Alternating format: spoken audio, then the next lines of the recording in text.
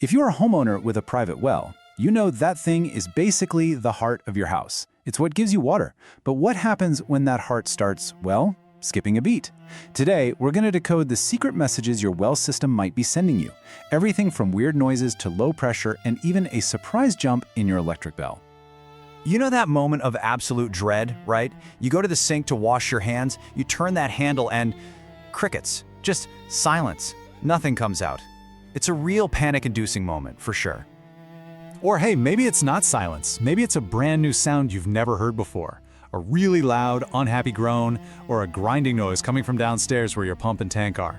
You know, a sound that just screams, uh-oh, something is very, very wrong. Okay, so here's the thing. These problems aren't just random acts of mechanical betrayal. Think of them more like clues. They are specific warning signs. And if you know how to read them, you can get way ahead of a total system meltdown and keep that clean, reliable water flowing. All right, let's dive right in and start playing detective. We're going to translate all these strange behaviors into plain English. Consider this your go-to dictionary for what your well is trying to tell you.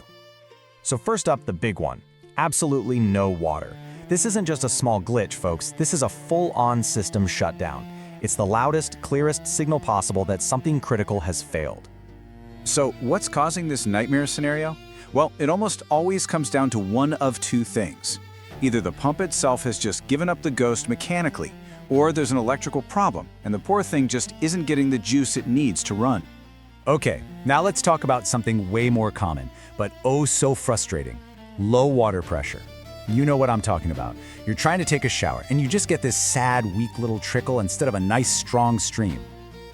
Now, what's fascinating about low pressure is how many different things can cause it.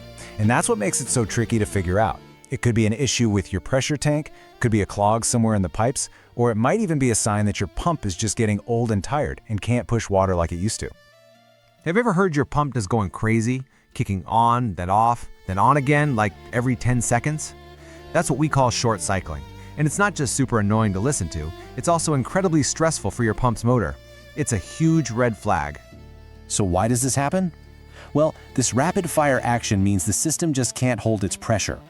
The culprit could be a bad pressure switch, a sneaky leak somewhere, or a waterlogged pressure tank.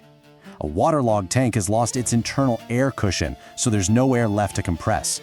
That means even the tiniest drop in pressure makes the pump slam on. Let's talk about founs again.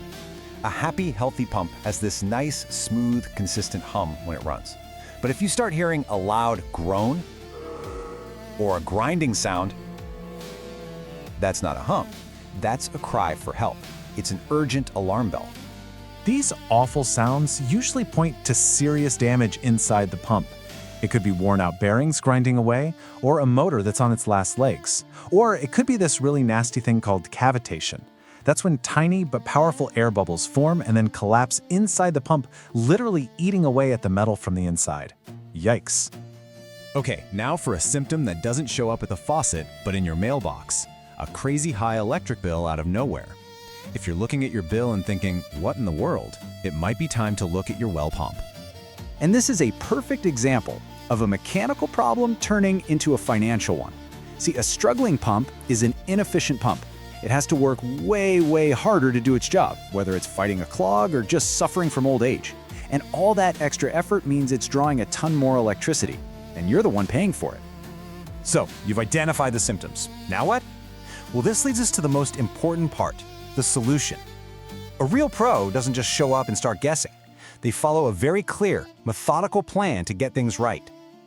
This right here is the gold standard. It all starts with a proper diagnosis to find the actual root cause. Next, and this is huge, is clear communication, so you understand exactly what's going on.